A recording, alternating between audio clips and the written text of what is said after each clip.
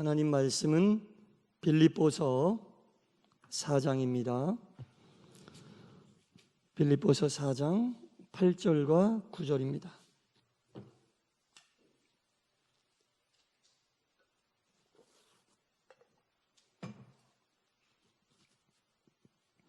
빌립보서 4장 8절과 9절 우리 한 절씩 교독하겠습니다. 끝으로 형제들아, 무엇에든지 참되며 무엇에든지 경건하며 무엇에든지 옳으며 무엇에든지 정결하며 무엇에든지 사랑받을 만하며 무엇에든지 칭찬받을 만하며 무슨 덕이 있든지 무슨 기림이 있든지 이것들을 생각하라.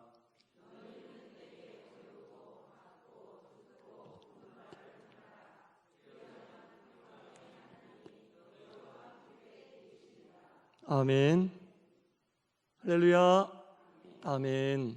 주님의 이름으로 축복합니다. 아멘. 늘 제가 드리는 말씀이지만 참 은혜 아니면 우리가 한순간이라도 살 수 있겠습니까? 모든 것이 하나님의 은혜 가운데 살고 있는데 이것이 하나님의 은혜임을 알고 사시는 분들과 그렇지 않은 분들과는 하늘과 땅 차이의 삶을 살게 됩니다. 항상 우리가 당연하게 여긴 우리의 삶도 하나님의 은혜라고 확신하시고 은혜 가운데 거하고 있음을 하나님께 감사드리며 영광의 삶을 사시기를 다시 한번 축원합니다. 아멘. 여러분, 워라벨이라는 말이 있습니다. 들어보신 분도 있겠죠? 워라벨, Working Life Balance. 일과 삶이 균형이 있어야 된다. 워라벨, 일과 삶이 균형이 있어야 된다라는 그런 뜻의 말이거든요. 1970년에 영국의 워킹맘 협회에서 이 말을 처음 만들었대요. 그래서 열심히 일을 하면서 나에게 주어진 삶도 그 일과 함께 밸런스를 맞춰서 누릴 것은 누리면서 사는 그러한 인생을, 그러한 삶을 생각하기 위하여 만들어낸 개념인데, 이 우리나라에도 이 워라벨이라는 말이 들어오고 나서부터 이제 일과 삶의 균형에 대한 생각들이 좀 퍼지게 되고 많은 사람들이 인식하게 된 것 같습니다. 일을 하면서, 열심히 일을 하면서 자기의 개인의 삶도 누릴 수 있는 균형 잡힌 삶을 살기 위해 노력한다는 얘기인데, 경제적인 이익이 조금은 덜 하더라도 내 삶 속에 내가 중요하다고 생각하고 가치 있다고 생각하는 일들을 하면서 일과 삶이 온전한 균형을 이루면서 사는 그 삶의 형태가 요즘에는 많이 자리 잡고 있는 것 같습니다. 그래서 과거에만 해도 젊어서 열심히 일하고 어느 정도 노후 대책할 만한 경제적인 것들을 쌓아놓고 나면 그 노후에 우리가 삶을 편안하게 살 수 있다, 뭐 이런 개념들이 대부분이었는데 요즘엔 안 그렇잖아요. 그렇죠? 요즘에는 열심히 일을 하지만 나중을 위해서 일하는 게 아니라 틈틈이 일하는 그 사이사이 틈틈이 우리가 누려야 할 것들을 누리면서 시간을 보낸다는 이 개념이 많이 팽배해 있는 것 같습니다. 실제로 어떤 한 여론조사를 보니까 응답자의 70% 정도가 경제적으로는 조금 이익이 덜 하더라도 이 워라벨의 조건을 갖추고 있는 곳에서 일하고 싶다라는 여론조사 결과가 나왔어요. 70%면은 3분의 2 이상 아니겠습니까? 그러니까 3분의 2 이상이 일을 열심히 하면서 나중을 기약하는 것이 아니라 일을 열심히 하면서 지금 나에게 주어진 이 삶 속에서 일과 삶의 균형이 맞는 삶을 원하고 있다라는 그런 뜻입니다. 그래서 요즘에 이 워라벨과 함께 같이 나온 그 개념이 뭐예요? 소확행이라는 개념이잖아요. 그렇죠? 소소하게 확실하게 누릴 수 있는 행복을 누리면서 산다. 과거에는 젊어서 힘이 있을 때 열심히 일하고 나중에 내가 행복하면 된다라고 생각했는데 이제는 열심히 일하면서 사이사이에 내가 누릴 수 있는 소소하지만 내가 확실하게 누릴 수 있는 행복을 누려야만 내가 일과 삶의 균형을 맞추며 살 수 있다는 거죠. 그러니까 우리가 여건이 안 돼서 해외여행은 못 나가고 조건이 안 돼서 몇 박 며칠 긴 시간 동안 여행을 못해도 단 하룻밤이라도 멀리 가지 않고 가까운데 호텔에 가서 하룻밤 지내면서 여행 갔을 때 느낄 수 있는 그 기분을 느끼고 싶다 이거죠. 그래서 호캉스다 이런 말도 있지 않습니까? 이 모두 다 워라벨에서 나온 거고 다 소확행과 관련이 있는 그러한 얘기라는 겁니다. 이 균형이라는 게 굉장히 중요한 거예요, 여러분. 일과 삶의 균형이 중요해야 그 속에서 에너지가 나오고 우리가 하고 있는 일에도 긍정적인 효과를 끼치게 된다는 겁니다. 우리의 삶 속에서도 이렇게 워라벨, 밸런스가 굉장히 중요한데요. 우리가 신앙생활 하면서도 이 워라벨이 굉장히 중요합니다. 신앙생활 하면서도 신앙과 삶의 이 균형이 너무너무나 중요한 거예요. 균형이 맞지 않으면 여러분 온전하게 우리가 신앙의 길을 걸어갈 수 없다라는 겁니다. 신앙과 삶의 이 밸런스 균형이 너무너무나 중요하죠. 그러면 그리스도인들이 이 신앙의 길을 걸어가면서 신앙과 삶이 균형이 있어야 되는데 이 삶을 통해서 균형을 맞춰야 할 덕목들이 어떤 덕목이 있는지, 어떤 덕목을 가지고 우리가 신앙과 함께 맞추고 균형을 잡아야 하는지 오늘 본문 8절에서 8가지로 우리에게 이야기하고 있습니다. 끝으로 형제들아, 무엇에든지 참되며 무엇에든지 경건하며 무엇에든지 옳으며 무엇에든지 정결하며 무엇에든지 사랑받을 만하며 무엇에든지 칭찬받을 만하며 무엇에든지 덕이 있거든 무슨 기림이 있든지 이것들을 생각하라. 이 8가지가 그리스도인들의 삶의 모습 속에서 신앙과 균형을 맞추면서 나타나야 된다라는 말씀입니다. 이 8가지의 삶의 모습이 그리스도인들의 삶의 모습에서 자리 잡고 있어야만 신앙과 균형이 맞는 삶을 그리스도인들이 살 수 있다라는 겁니다. 첫 번째, 참되며라는 거죠. 거짓과 반대되는 개념이에요, 여러분. 참되다라는 얘기는 거짓과 반대되는 개념인데, 참되다라는 것은 로마서 3장에 보면 하나님의 속성 가운데 하나예요. 하나님의 속성은 참되신 분입니다. 그리스도인들의 삶 속에 하나님의 속성이 나타나야 한다는 거예요. 그리스도인들은 참되고 진실한 모습이 삶 속에 나타나야 하고, 두 번째로 경건하여진다. 그리스도인들에서 이 경건의 모습이 드러날 수 있는 부분은 예배와 말씀과 기도에 충실한 기본을 바탕으로 해서 세상에 나가 살 때 흔들리지 않는 믿음을 보여주는 것인데, 특별히 이 직분자들에게 중요한 덕목 중에 하나가 바로 이 경건한 이 덕목입니다. 그래서 우리가 경건하기 위해서는 예배와 말씀과 기도 생활을 떠나서는 우리가 온전히 경건한 삶을 살 수 없다, 어렵다라는 얘기입니다.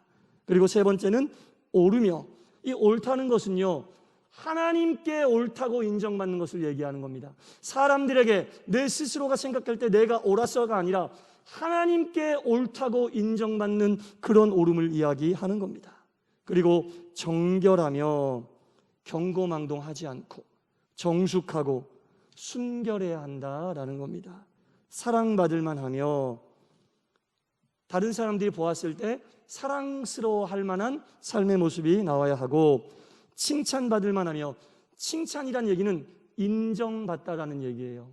인정받을 만하며, 그리고 덕은 그리스도인들이 갖춰야 할 도덕성을 이야기하는 겁니다. 그리스도인들이 갖춰야 할 도덕성을 이야기하는 거고, 마지막에 무슨 기림이 있든지, 이 기림은 칭찬하고 같은 의미예요. 칭찬하고 같은 의미로 인정받는 그리스도인들이 되어야 한다라는 말씀입니다. 이 8가지 덕목이 그리스도인들의 생활 속에서 나타날 때 삶과 신앙이 균형이 맞춰지는 신앙적인 워라벨이 이루어지게 된다라는 얘기입니다. 여러분들 가만히 한번 생각을 해보세요. 그러니까 스스로가 내가 하는 말, 내가 하는 행동, 그거 다 따져보면요, 내 속에 있는 것들이 그대로 나오는 거예요. 특별히 부지불식간에 아무것도 생각이 없고 그냥 습관적으로 뭐가 툭 튀어나올 때는 더더욱이나 우리 속에 있는 것들이 나오게 되어 있어요. 여러 번 생각하고 고심하는 시간을 거쳐서 의지적으로 내 속에 있는 것을 내가 속여야지라는 생각을 가지고 바꿔치기 하지 않는 이상 내 속에 있는 것들이 밖으로 표출되는 것은 당연합니다. 말과 행동을 통해. 그러니까 우스갯소리로 다 아시는 얘기겠지만 그런 얘기가 있잖아요. 어떤 승려가 살얼음판을 걸어가다가 우직하니까 뭐라 그랬대요? 모르시는구나 이 얘기. 유명한 얘기인데 아이고 하나님 그랬대잖아요. 스님이 살얼음판 걸어가다가 우직하니까 아이고 하나님 그랬대잖아요. 속에 있는 게 나온다는 거죠. 속에 있는 게 누가 만들어낸 얘기인 거는 확실한 것 같은데 속에 있는 것이 드러난다. 부지불식간에 자기도 모르는 순간에는 자기의 속에 있는 게 나올 수밖에 없다. 그럼 우리가 어떻게 해야 되는 겁니까? 속에 아름다운 것들이 쌓여 있어야겠어요? 그렇지 않은 것들이 쌓여 있어야겠어요? 아름다운 것들이 쌓여 있어야겠죠. 사람은 다 똑같잖아요. 약합니다.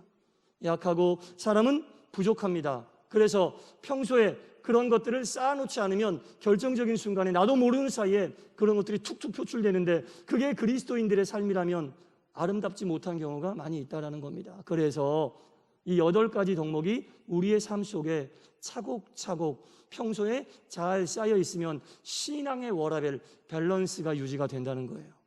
교회 안에서의 그리스도인과 교회 밖에서의 그리스도인, 신앙과 삶이 밸런스를 유지해야 한다는 겁니다. 그래서 밸런스를 유지하는 그리스도인들이 하나님 보시기에 합당한 그리스도인이라는 말씀입니다. 야고보서 3장 11절과 12절을 제가 읽어볼게요. 잘 들어보세요. 샘이 한 구멍으로부터 어찌 단물과 쓴물을 내겠느냐. 구멍 하나에서 어떻게 단물도 나오고 쓴물도 나오겠느냐, 그런 말이죠. 내 형제들아, 어찌 무화과 나무가 감람 열매를, 포도나무가 무화과 열매를 맺겠느냐. 이와 같이 짠물이 단물을 내지 못하느니라. 속에 있는 게 나올 수밖에 없다는 거예요. 속에 있는 게 나올 수밖에 없다. 이 야고보서를 쭉 읽다 보면 속에 있는 것이 겉으로 나온다고 분명히 이야기하고 있습니다. 아름다운 것이 쌓여 있으면 아름다운 말이 나오고 아름다운 행동이 나오고, 그렇지 않은 것들이 쌓여 있으면 그렇지 않은 말과 그렇지 않은 행동이 나온다는 겁니다. 이 8가지 삶의 모습이 나오기 위해서는 우리 속에 이 8가지 모습이 들어 있어야 한다는 겁니다. 어느 정도로 이것이 우리 가운데 들어 있어야 되느냐? 습관이 될 정도로. 습관은 우리가 하기 싫어도 몸에 배어 있는 거잖아요.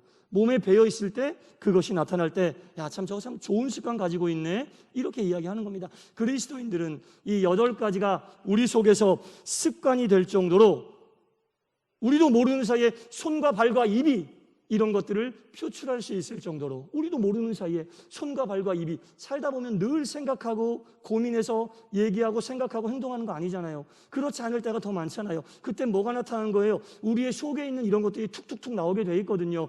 습관이 되어 있다면 어떠한 상황 속에서도 이 8가지 신앙과 삶이 균형과 조화를 이루는 이런 모습이 나타나는 그리스도인들이 될 수 있다는 얘기입니다. 그래서 이 8절 말씀이 우리 안에 무엇이 있어야 하는지를 잘 알려주고 있고, 그러면 9절에는 논리의 흐름상 어떤 얘기가 와야 할까요? 이것들을 잘 속에 갖추어 놨으면 이것들을 행해야 한다. 이것들을 가지고만 있지 말고 행해야 한다라는 말씀이 나와 있습니다. 너희는 내게 배우고 받고 듣고 본 바를 어떻게 하라고요? 행하라. 행하기만 하면, 그리하면 평강의 하나님이 너와 함께 계시리라. 할렐루야. 하나님이 여러분들과 동행하시기를 원하십니까? 하나님이 여러분들과 늘 함께 하시기를 원하십니까? 그러면 어떻게 하라는 말씀입니까? 내게 배우고 받고 듣고 본 바를 행하라. 이 배우고 받고 듣고 본 바가 뭐예요? 앞절에서 얘기한 8가지. 이 8가지를 잘 쌓아서 이것을 내가 너희에게 배우게 했고 받게 했고 듣게 했고 뭐예요? 본받게 했으니 이것들을 잘 행하면 평강의 하나님이 너희와 함께 계시리라. 하나님과 함께 할 수 있는 방법을 너무나 자세하게 알려주고 있지 않습니까? 그래서 행해야 된다. 그리고 우리가 이것을 행하는 과정 속에서 우리도 모르는 사이에, 여러분 스며든다라는 얘기 아시죠? 우리도 모르는 사이에 성화가 되는 거예요. 이 성화라는 것은 몇 월 며칠부터 내가 성화됐어 이렇게 되는 게 아니라 마치 무언가가 스며들듯이 이런 것들을 우리가 지키려고 노력하고 집중하며 살아가는 그 모습 속에서 스며들듯이 성화가 되고 하나님의 임재도 스며들듯이 오는 거지, 몇 월 며칠 몇 시부터 하나님 임재하셨어, 이게 아니거든요. 이렇게 지키고 살려고 하는 신앙의 모습을 지키는 가운데 우리도 모르는 사이에, 나도 모르는 사이에 어느새 성령께서 내 속에 와 계시고 하나님께서 우리와 함께하고 계심을 느끼는 때가 온다는 겁니다. 느끼는 때가 온다는 거예요. 그래서 습관처럼 이것들을 우리가 받아들이고 지키려고 하는 모습이 필요하다는 거예요. 그래서 믿음과 행함, 신앙과 삶이 마치 동전의 양면처럼 함께 가야 한다는 거예요.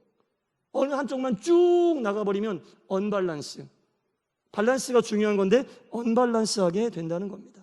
그래서 교회 안에서의 그리스도인들과 교회 밖에서 그리스도인들, 각각 위치에 섰을 때 신앙과 삶이 얼마나 조화와 균형을 이루는지 늘 생각하면서 살아야 한다는 겁니다.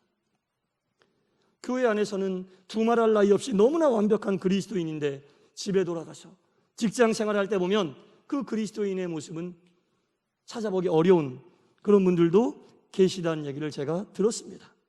신앙과 삶의 모습이 다른, 어느 곳에 있느냐에 따라 이러한 것들이 다른 모습을, 그 갭을 줄여가면서 우리가 이 8가지의 덕목을 지키며 살려고 하는 자세가 우리 가운데 필요하다라는 겁니다. 제가 이 셀을 준비하면서 이 소그룹 세미나도 참석하고 여러 목사님들과 이야기도 하고 그러면서 들은 얘기인데요.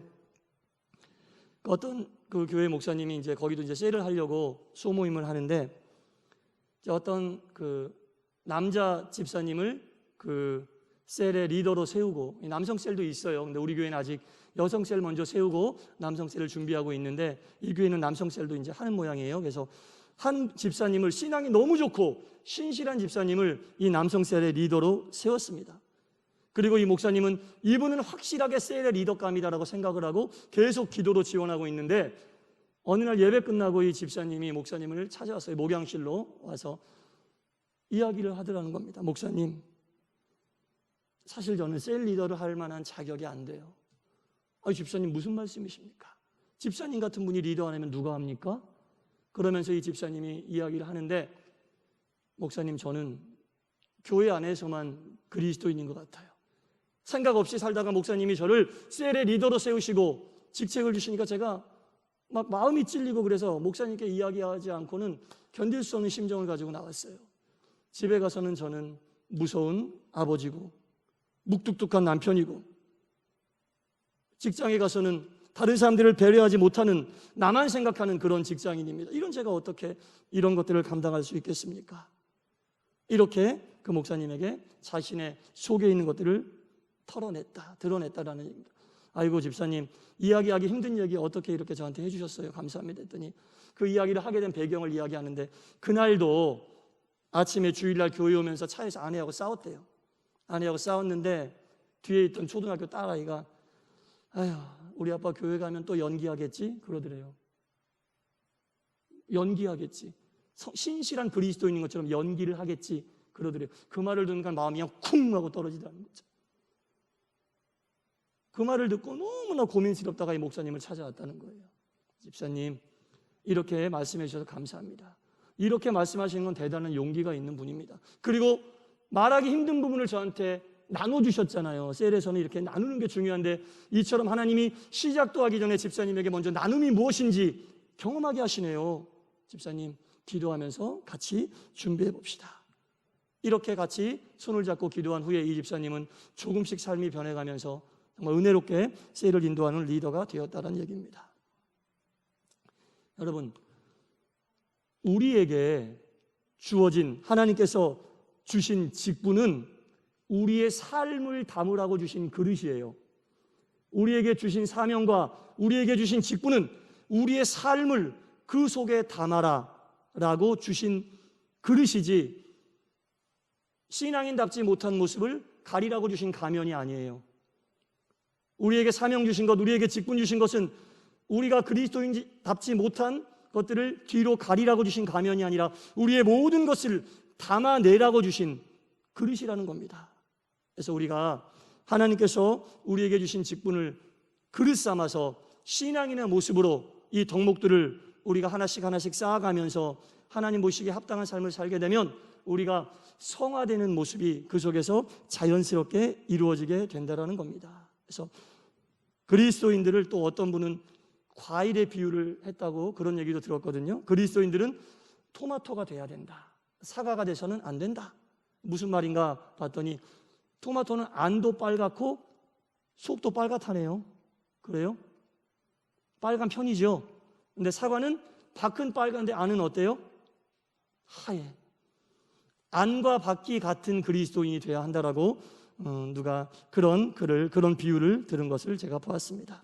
여러분, 그리스도인이라 함은 삶과 신앙이 균형을 맞춘, 집에 있든지 직장에 있든지 밖에 어디에 있더라도 삶과 신앙의 밸런스가 맞는 진정한 신앙의 원화배를 이루는 그런 삶의 모습을 가꾸고 있을 때, 그리고 그런 것들을 밖으로 표현하고 행해낼 때 평강의 하나님이 늘 함께 하시고 동행하시게 된다라는 겁니다. 그래서 우리가 행해야 되는 거죠. 행해야 되는 겁니다. 요한복음 1장 14절에 보니까 말씀이 육신이 되어 우리 가운데 거하시매, 하나님의 말씀이 그 말씀 자체로 있는 게 아니라 육신이 되어서 우리 가운데 거하시게 되면 우리 속에 있는 것들을 행할 수밖에 없다라는 거예요. 움직일 수밖에 없다라는 거예요. 하나님께서도 당신께서 하신 말씀을 행하시기 위하여 성자 예수님을 인간의 몸인 육신을 입히셔서 이 땅에 오게 하시고 당신이 직접 인간들과 함께 활동하시면서 같이 행동으로 다 보여주셨잖아요. 이 스탠리 존슨이라고 하는 선교사님이 인도의 선교사님인데, 이 인도를 선교하는 게 너무 힘들더래요. 왜냐하면 인도에는 잡신들이 한 1억 개 된대. 1억 개. 누가 셌는지는 모르겠어요. 정확한 건 몰라요. 목사님 왜 1억 개라고 했어요? 그렇게 많다는 얘기예요. 그래서 이 선교사님이 인도 사람들에게 아무리 예수님을 선교해도 이 사람들이 뭐라고 하는지 아세요? 우리가 믿는 신도 그 예수님이 하는 얘기 다 한대요. 사람들을 사랑해라, 사람들을 용서해라, 이 얘기 다 한다는 거죠. 우리의 신도 당신이 소개하는 이 예수라고 하는 신처럼 우리에게 그런 얘기 다 한다는 거예요. 근데 이 선교사님이 그들에게 뭐라고 얘기하는지 아세요? 당신들의 신은 당신들에게 사랑하라고 명령하지만 예수님은 사랑을 실천하셨습니다. 당신들의 신은 당신들에게 용서하라고 명령하지만 예수님은 용서를 실천하셨습니다. 맞는 말 아닙니까, 여러분? 말씀이 육신이 되어 실천하신 분이 바로 예수님이라는 거예요. 우리가 누구를 롤모델 삼고 살고 있어요? 예수님을 롤모델 삼고 있잖아요. 여러분, 말씀이 육신이 되어 실천하신, 행하신 그 예수님의 모습을 볼 때마다 우리 속에 이 8가지 덕목을 잘 쌓고 예수님이 말씀이 육신이 되어 행하셨던 것처럼 우리도 행할 때에 그때 역사가 나타나는 거예요. 그때 놀라운 기적이 나타나는 거예요. 그때 주님께서 바라고 원하시는 삶을 사는 그리스도인들, 삶과 신앙이 균형을 맞추는 그리스도인들의 삶의 모습이 된다는 겁니다. 사랑하는 성도 여러분, 오늘 본문의 말씀처럼 주님께서 우리에게 원하시는 이 8가지 덕목을 우리에게 배우게 하셨고 받게 하셨고 듣게 하셨고 본받게 하셨으니 이것을 행함으로 평강에 하나님이 늘 여러분들과 함께 하시는 삶과 신앙의 균형이 맞는, 그리하여 하나님께 영광 돌리고 믿지 않는 많은 사람들에게 선한 영향력을 끼치는 믿음의 길을 가시는 진실한 그리스도인의 모습으로 살아 온전히 세상의 빛과 소금의 역할을 감당하시고 언제나 하나님의 편에 서서 하나님 보시기에 합당한 모습으로 살아가시기를 주 예수의 이름으로 간절히 축원합니다. 기도하겠습니다. 하나님 아버지, 우리가 이 땅에 그리스도인으로 산다는 것은, 신앙의 길을 간다는 것은 교회 안에서의 크리스찬이 아니라 삶의 모습, 어떠한 공간에 있다 할지라도 신앙과 삶의 모습의 균형이 맞춰진 그리스도인으로 살아야 한다는 뜻입니다. 진실한 신앙의 원화별이 이루어지게 하여 주시사 하나님께서 보시기에 합당한 모습으로 그 덕목을 마음에 잘 쌓게 하시고 우리가 그것을 행하게 하시사 평강의 하나님이 늘 동행하며 많은 사람들이 볼 때에도 진실한 그리스도인으로서 선한 영향력을 행사할 수 있는 하나님 아버지께서 사랑하시고 인도하시고 은혜 베푸시는 바른 길, 의의 길, 믿음의 길, 경건의 길 갈 수 있는 예배와 말씀과 기도에 집중하는 귀한 하나님 보시기에 합당한 신앙인들의 모습으로, 그리스도인의 모습으로 저희들을 세우시고 인도하여 주시옵소서. 예수님 이름으로 기도드리옵나이다. 아멘.